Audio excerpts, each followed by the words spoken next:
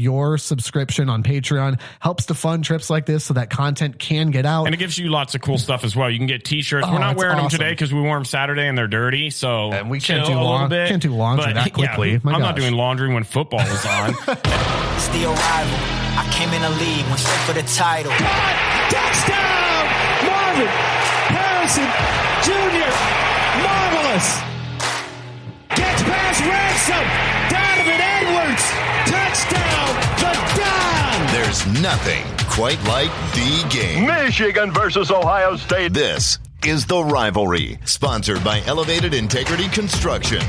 Thanks for listening to the Rivalry Podcast. I'm Jace. What up? That's JP. This is your garbage-free college football podcast focused on the Ohio State-Michigan football rivalry. While we kick off with our little icebreaker route that we call Wheel Route, want to remind you that you can watch this episode on YouTube if you're not already at Rival Pod, and it's that same handle across all social media at Rival Pod.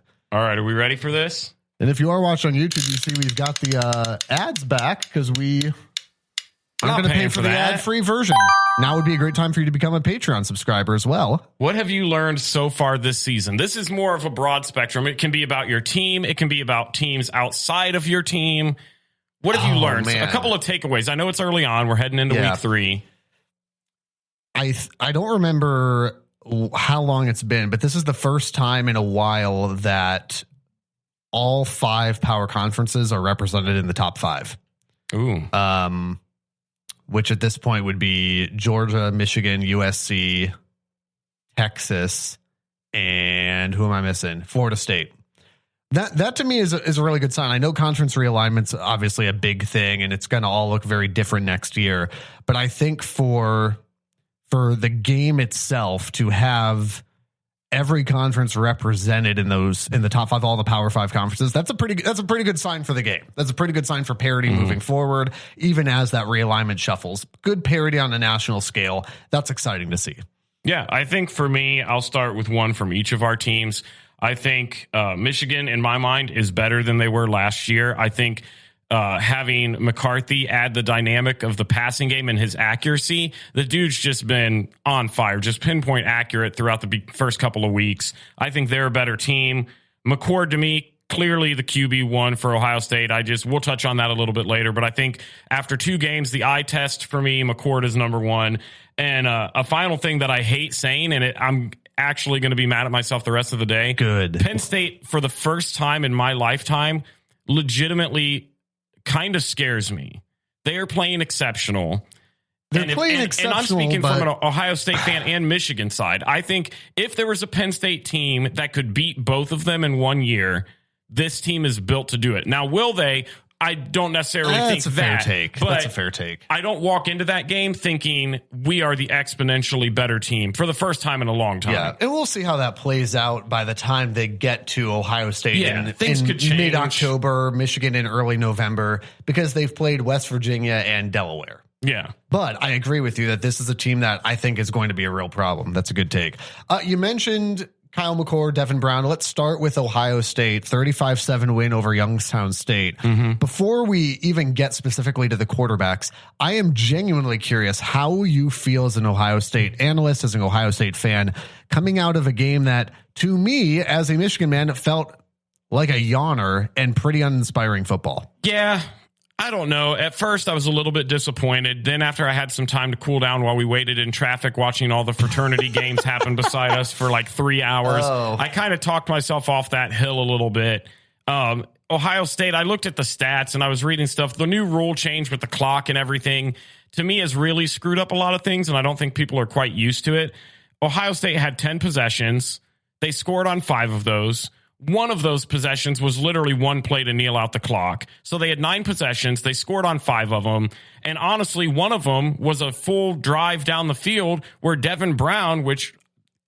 There you go. Yeah. Yeah. Enough said. He drove all the way down the field and then didn't convert on a short 4th down near the end zone for Youngstown State, which could have resulted in another touchdown. So you're looking at 6 to 7 drives out of 9 where Ohio State could have scored on. And I will firmly say that if McCord plays in the entire game, that's probably a little bit different of a story. Now, 35-7. I don't really like seeing that Youngstown State scored. I mean, going and getting it 7-7 at some point wasn't a great thing to see, but I'm not going to be like some of the Ohio State fans I've seen on social media and jumping the gun. The one thing I will say is Devin Brown can't take another snap of football unless he absolutely has to. To me, there is, from the spring game to these first 2 weeks against very, very mediocre competition, there is no reason, and I would love, if this ends up happening, I would love for Ryan Day to answer the question of what is he seeing that nobody else is seeing? Yeah. Because the offense clearly stalls out a lot when Devin Brown steps on the field.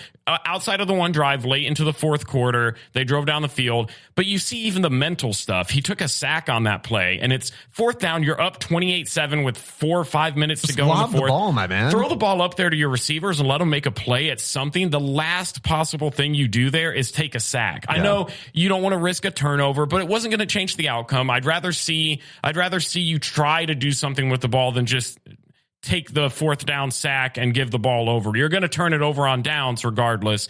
Make a little bit of a play. You've got to do something to separate yourself. Devin Brown separated himself further in my mind. Yeah, so, if I'm an Ohio State fan, Ryan Day has got to stop pretending like Devin Brown is a legitimate option. It's not a competition. Nobody in the building, 100,000 plus, nobody in the building thinks that Devin Brown is a legitimate contender for quarterback one. That. He's wearing number 33. Yeah. He wants to play linebacker. Yeah, there's no chance. And again, Kyle McCord doesn't impress me, but it's he had not the game you'd want to see, though. Did he though? I think so. I mean, he wasn't CJ. He got numbers because he hit 2 wide open Marvin Harrisons.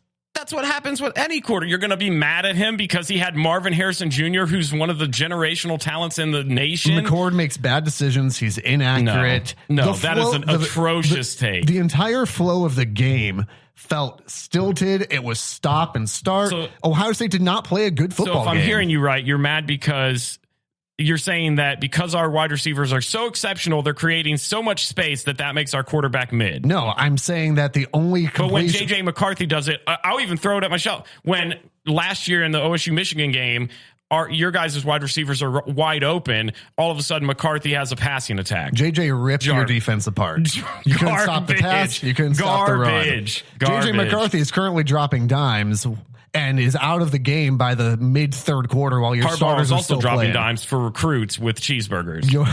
Your starters are playing all the way through the game. Michigan's pulling out about mid-third quarter, putting the 2s and 3s in, and you guys are still putting up just 35-7. The only disappointing thing walking away from that game, and we talked about it a little bit, I would have liked to see McCord play a good chunk of the game. Then I wanted to see him get taken out, and I wanted to say Lincoln Kineholz come in with some of the freshman wide receiver group, give them a little bit of exposure, let them get a sense for the game, only because I know Devin Brown is not the answer. Yeah. And I don't know if this has been said or not, because again, I followed the Ohio State beat from a closer distance than I'd like to, but still a distance.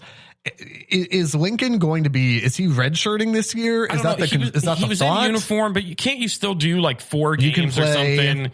Yeah, I don't know if the fourth one is what cancels your red shirt or if that's the max you can hit. But the thing is, he's not playing in those. Yeah. So he's not going to play against Western Kentucky. No. This was the perfect game to get those guys in there, let them go ahead and showcase a little bit of the future. Because you were never in danger. Yeah, as much as I don't think Ohio State played an exceptional game by any stretch, they were never in danger of losing this football game. And so that to me was disappointing just from a fan perspective. I would have liked to have seen, okay, we've got this guy that I've heard great things about. We have these amazing up-and-coming receivers. I want to go out and I want to see what Carnell Tate's got. I want to see what Noah Rogers has. And they played some, but not Kineholz. I would have liked to have seen what he could do. Yeah. So very minor nitpicky things, but whatever. The interesting thing to me too is the run game continues to just be a big question mark for me. I know Travion Henderson had 5 carries for 56 yards. And so that you look at that, you go, well, his yards per carry is like 11. And that's the thing. But I also, that is a lot of stat watching. if you watch the game, and I don't see a whole lot. It's running back by committee, which also makes it hard for guys to get in any sort of rhythm. And I have that in my notes for a preview for this upcoming game against Western Kentucky. Yeah, and we can slide into that too. There's two giant things that have to happen for me. One, you've got to pick your quarterback and stick with him. Kyle McCord needs to play the entirety of the game. Unless it becomes gross, then you let Devin take the reins or Keinholz. You let them get in and finish it out. Because but you don't do this because you've got Notre Dame coming up. Yeah, because this is the week that person's got to get as many reps as possible. Better believe. And so to me, McCord has to play the entirety of the game. Unless it's an absolutely filthy blowout loss, then by all means, that's understandable. Devin Brown or whoever it is needs to take the reins for the remainder of the game. The second thing, and maybe some Ohio State fans are gonna disagree with me on this.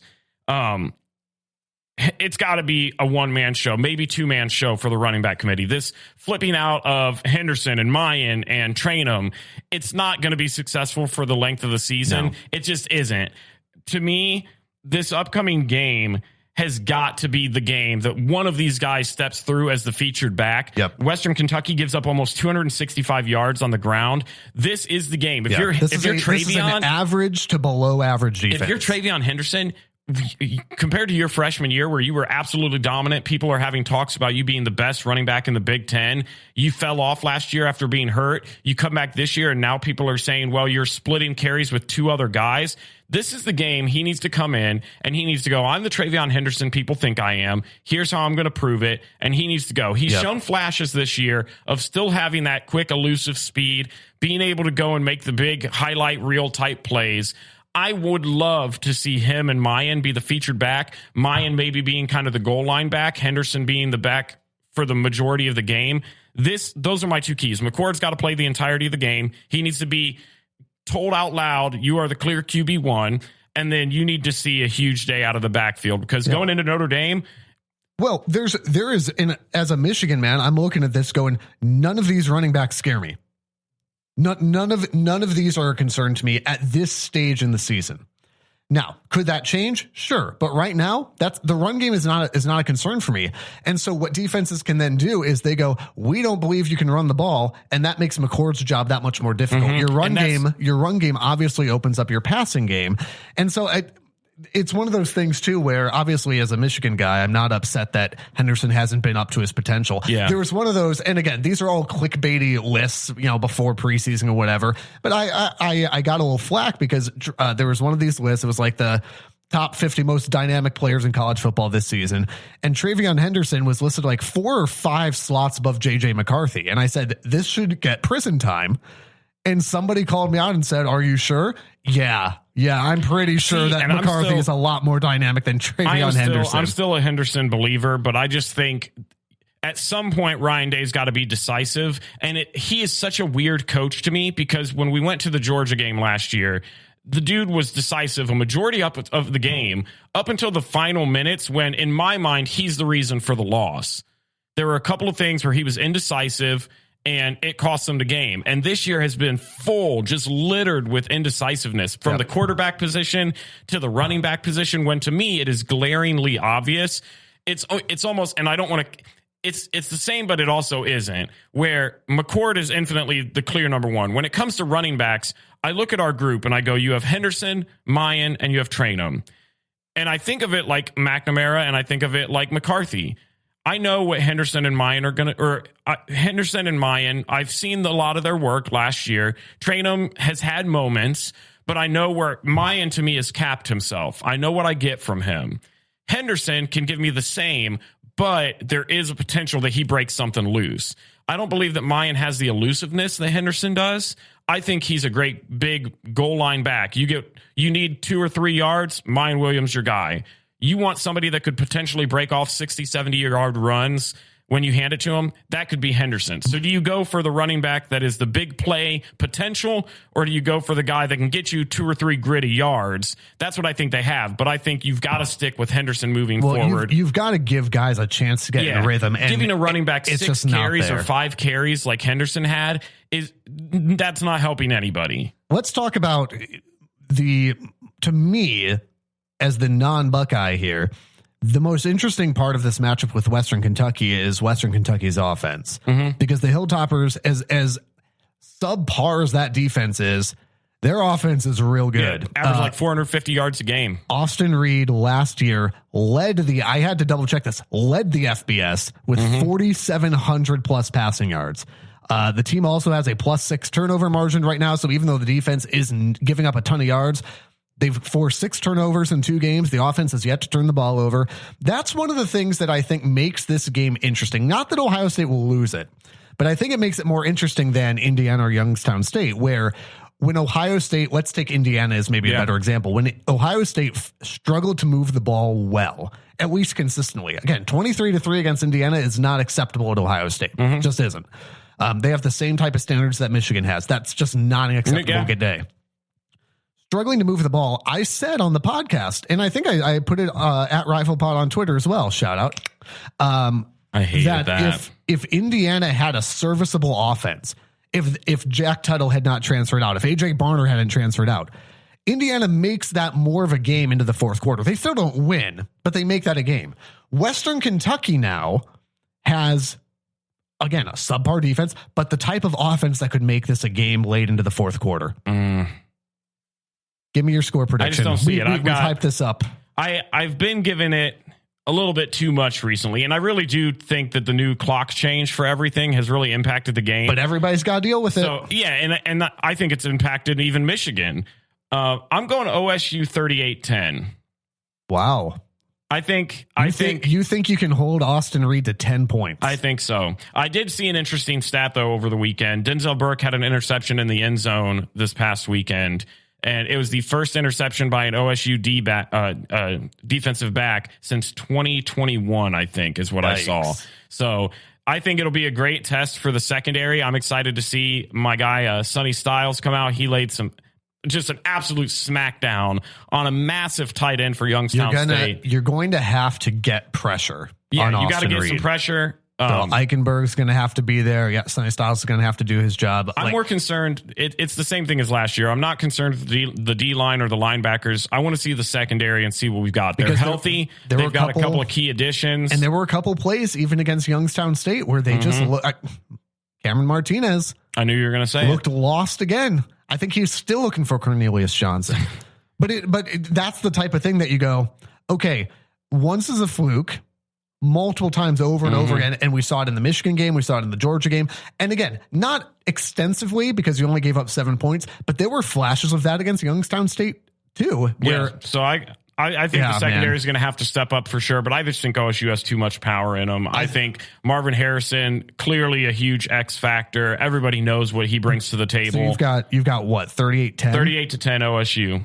I agree that Ohio State's got too much power, but I think you are disrespecting the Hilltoppers and Austin Reed. Said nobody ever. 34-24. Absolutely not. Okay. No way they score 24 points. Oh, I think I'm being generous to your defense by holding them to 24 points. No. I think your offense hater mode in full effect. Your offense is going to score a lot. Your offense is going to score points, but I don't trust your defense to stop them. I do not trust Ohio State's defense against this offense. I think you guys win, but I don't think that you feel good about it. I don't think you're going to feel comfortable. You'll get the win and you look ahead to Notre Dame and go, oh, boy. I mean, to be honest, I don't feel great about walking away with a 38-10 victory. This is one of those games where in years past, Ohio State should be up 56-7 or 56-10. But man, the disrespect for this offense, boy, next week is going to be fun for one of us. It's going to be me. Speaking of things that you can trust, how about our friends at Elevated Integrity Construction? A big thanks to Aaron Carroll and his team at Elevated. Your next project is too important to just hope it's done right. Your build deserves to be built with integrity. A home build, church build. They help with design as well. Go with integrity. ElevatedIntegrity.com. ElevatedIntegrity.com. We're thankful to Aaron and Elevated for supporting this podcast. It also takes the support of friends just like you, so consider becoming a Patreon subscriber today. We've got some Rivalry stickers. We've got Rivalry merch, t-shirts. We have got exclusive giveaways, exclusive content.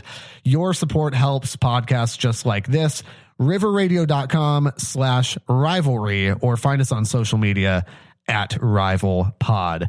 Let's talk about the University of Michigan. Not a lot going on against UNLV. Yeah. I feel about the same as I did against ECU. Michigan was never in danger in this game. JJ McCarthy continued to look very good. 22 of 25, 278, 2 touchdowns. Roman Wilson picks up now 5 touchdowns in the first couple games. Total last year was he had, close to that. I believe 4 last year. Yeah. 5 if you count the TCU one, but that is a little bit triggering to me. But 5 touchdowns already. Clearly the wide receiver 1 for Michigan. He's played very well. Blake Corum, 15 carries, 80 yards, but 3 touchdowns on the day. So Corum looking like himself. Again, the one disappointing thing I would say is that I don't feel like Donovan Edwards has come on quite as much this year yet. I was going to ask. There's been something weird. He has 56 total yards. He doesn't look as, and again, he has a very different style from Corum, but he doesn't look as explosive. He doesn't look quite like himself. It almost looks like he's trying too hard. You can't come out all offseason talking about how you guys are the best Big Ten duo, and then you come out and perform like this. Well, I mean, I'm still not convinced that they're not the best Big Ten duo, but I do think Penn State's knocking. Penn State's played Delaware. But I do think that Edwards almost looks like, and I mean this in the best possible way for Donovan, it looks like he's in his own head a little bit. And it's not the same, but it's almost like because it's not a battle for the starting job, right? Corum's going to be 1A, Donovan's going to be 1B. But it's like when McNamara came out last year and just looked like you could tell even without knowing everything going on behind the scenes, it looked like he was in his own head.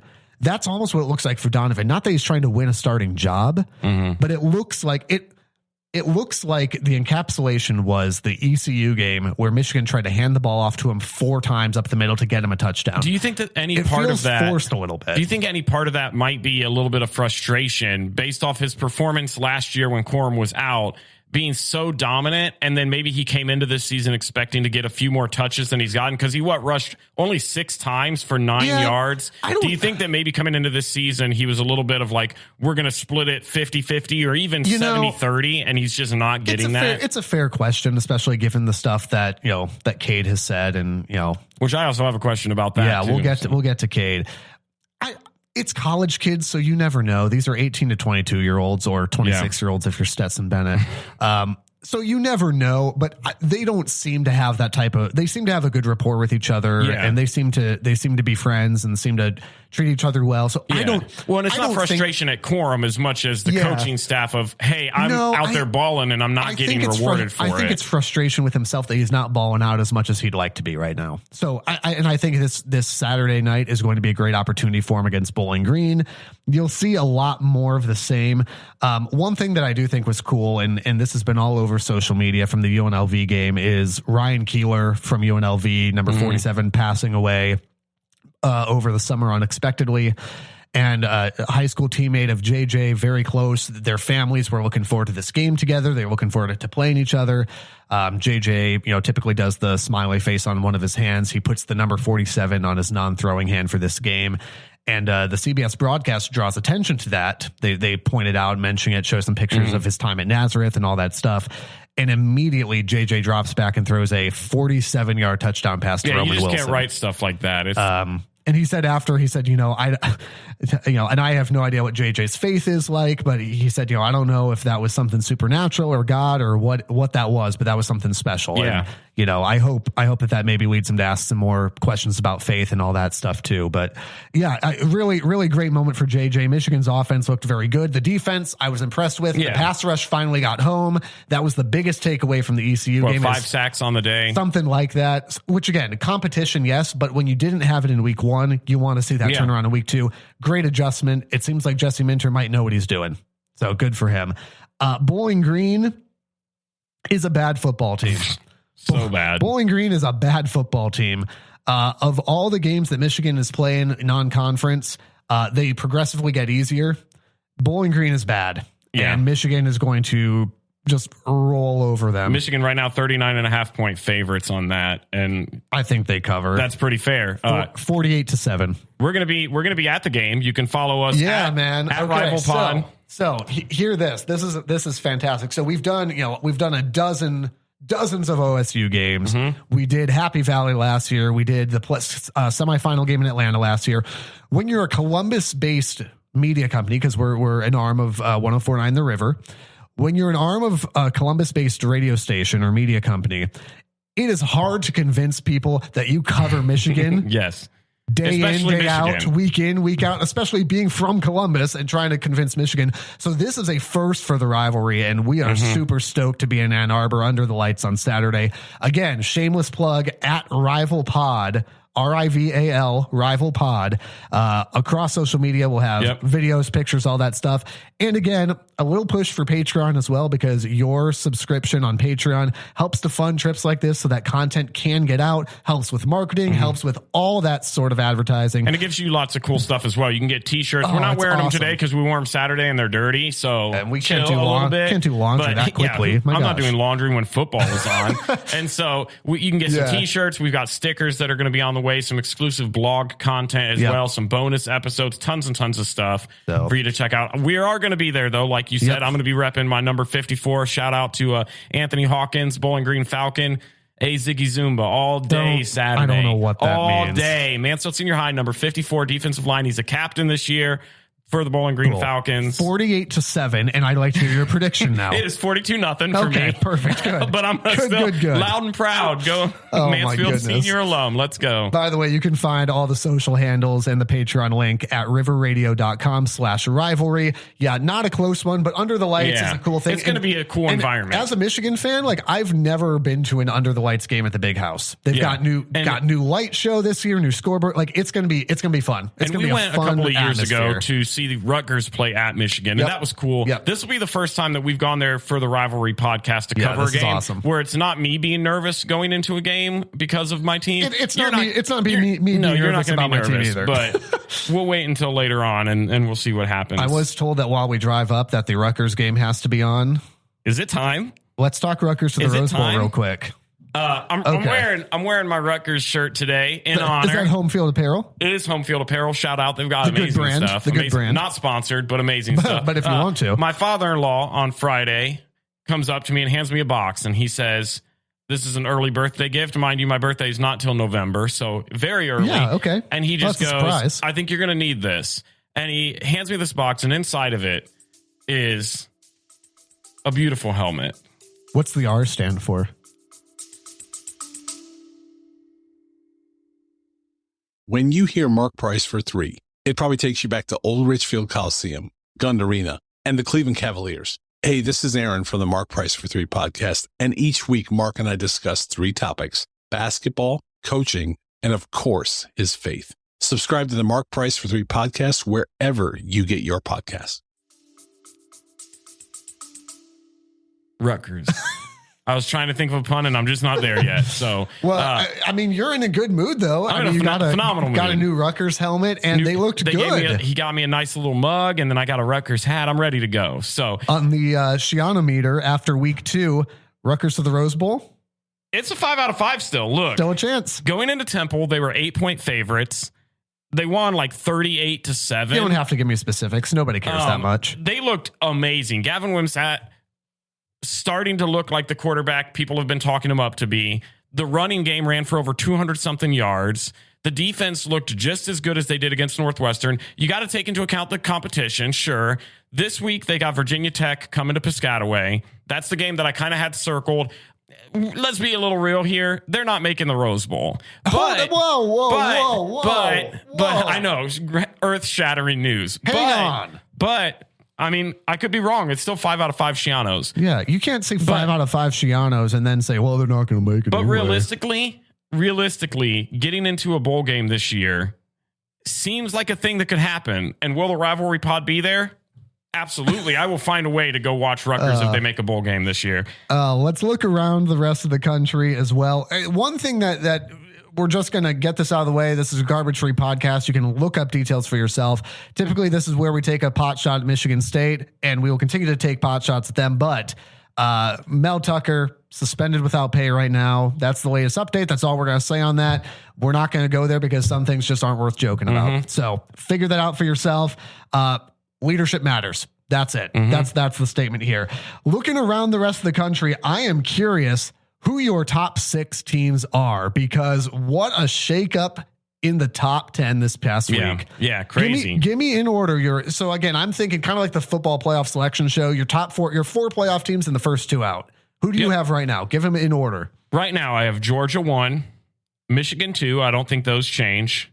Texas at 3, Florida State at 4, Ohio State 5, USC 6. Those are my top 6. So right now, I think until Ohio State beats Penn State and Notre Dame, until they go up against legitimate competition, I'm fine with people kind of doubting them right now. Well, yeah. I mean, by the way, I don't disagree with your top 4. I have the exact same thing. I've got Georgia, Michigan, Texas. I don't know how you can't have Texas. Yeah. They're not going to jump Michigan. They're not going to jump Georgia. Alabama to me was clearly a better team than LSU. So Texas beating Alabama is a bigger deal than Florida State beating LSU. And Florida State beating LSU, at least right now, Florida State look dominant. So yeah, I have no problem with that. I have Penn State at 5 right now because I continue to, and I know I feel like I go back and forth on them where it feels like I'm not convinced yet, but I'm scared. You ripped on me for saying that they were good, and then you said they played Delaware. So I ripped but on now you. They deserve I to ripped be, on you for saying that they are a better running back duo than Corum and Edwards. Right this season. No. This season. And then I've got USC at 6. I don't know how I feel about USC yet. I think Caleb Williams is good, but USC also hasn't proven anything to me yet. Ohio State I would have at 7 just because, again, I have not been impressed with their performances against mediocre opponents so far. I would actually, let's say they come out and win 38-10 this week against Western Kentucky, I will actually be very impressed by that because, again, I just think you're disrespecting the offense. The question for me is, can the defense stop anybody? And we'll find out. So, yeah, so we'll disagree there. Let's just rejoice together, though, that Alabama's dropped to 10th in the AP poll. It's 10th. A beautiful thing. It's gorgeous. God loves us, and this is how we know. Texas is back, folks. Nope. And now that we've said it, they're absolutely not going to be. Led by Ohio State great Quinn Ewers. So, all right. So let's finish up here with Stupid Genius. As a reminder, this is the upset pick of the week. We are keeping tabs this year for the first time. The rules are pretty simple. You get 5 points if your upset pick wins. You get 5 points plus whatever the spread was. So I'll give you an example. Let me give you an example. And I think there deserves to be an asterisk beside this because... there's not. Because I was blindsided that this was going to be a thing last week until we were recording the show. Maybe you should have made better selections, I would have had I known we were going to compete. Oh, my goodness. 5 points for getting your upset pick right, plus the spread. You must have at least a 4.5 point underdog to pick them. I took Texas over Alabama. So I got 5 points for that. The spread was 7. It's a touchdown. So I have 12 points in Stupid Genius this year. Trash. How many points do you have? Trash. I would have probably picked that same game. But you didn't. Because I didn't think we were playing. You didn't. Whatever. Jace is a cheater. Typical. You picked NC State, who got blown out by Notre Dame. Who's your Stupid Genius upset pick of the week? I'm not going to learn. So I'm going to go ahead and continue to be stupid about it. If you say, go ahead. What do you think? What do you think I'm going to say? I have a feeling that you're going to do something dumb and say, I'm going to take Michigan State over Washington or something dumb like that. No, I did. I honestly, though, did have a thought about it. Washington by 30. It's much, much worse. It's much worse. Please just say it. I have 2 written down, and it was more of an in the moment. It was more of an in the moment. Which one am I going to go with? This is why you have no points. This is why you have nothing. You're not wrong. You're not wrong. Or why I'm about to have a lot of points. Because you know what? I'm going South Carolina over Georgia. 27-point dogs. Let's go. Spencer Rattler, I'm counting on you. Get me back in this thing. Do you ever feel like you're surrounded by idiots? Bag? Floating in the waves. Is that even the words? I'm feeling good. I knew it was going to be an in the moment thing, and here in the old heart. I can't. I'm feeling it. I can't with you. And I thought mine was kind of reaching, but apparently not. We've just set the bar really well. I am taking the Gators over Tennessee. That was my Put your paper one. down. I don't care. Yeah. Tennessee. I don't buy Tennessee yet.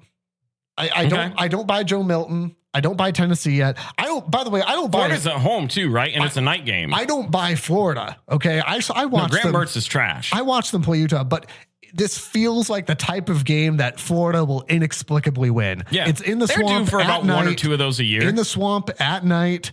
Graham Mertz, I think, is technically outpassing Joe Milton right now. He is. And I just feel like Tennessee ain't ready. I think Florida is always due. 7 points, it's the same thing with Miami. Here. It's the same thing with Miami. They're due for about 1 or 2 games where you go, you beat them. What? And I think playing at home under the lights, this could be one that they pull out. So yeah, and typically I would say Texas is in that realm too, but I also picked Texas preseason as one of my playoff teams, And so far, I'm going to ride or die with Quinn Ewers, the mullet man himself. OSU great. Actually, okay, so Quinn Ewers, did you see his haircut? Yeah, shaved. I don't know why. It's like a reverse Samson. Why was there not an NIL contract on that? I don't know if you've read the Bible where Samson has strength because of his long hair, but Quinn Ewers is the opposite of that. And I don't know what that's called. I don't know what to do with that. And my theology degree is probably being revoked as we speak. So anyway, thanks for watching at Rival Pod on YouTube, and be sure to follow on social media. We will be in Ann Arbor Saturday night under the lights at Rival Pod across social media. Subscribe wherever you get your podcasts. Thanks for listening. Go Blue. The Rivalry is a production of River Radio Ministries. Want live updates from the show? Follow us on Twitter, Instagram, and YouTube at RivalPod. Visit our Patreon and consider becoming a patron for exclusive bonus content, merch, and more. And be sure to follow us wherever you're listening now for new episodes every Tuesday. And if you like what you're hearing, tell a friend so they can listen too.